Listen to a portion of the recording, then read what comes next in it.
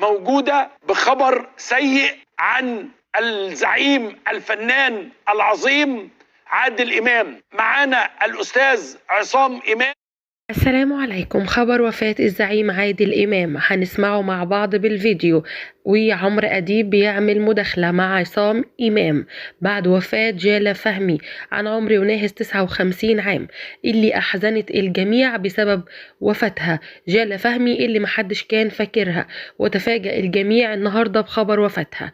وأيضا انتشرت أخبار كتيرة عن وفاة عادل إمام وتعرضه لأزمة قلبية حادة.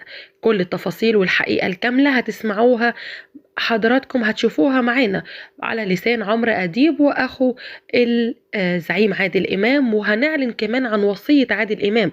وصيته غريبة قوي، مش عارفة الناس دي ليه دايما يعني بيوصوا بكده. طب ما تعملوا الحاجات دي وانتوا عايشين حتى يكون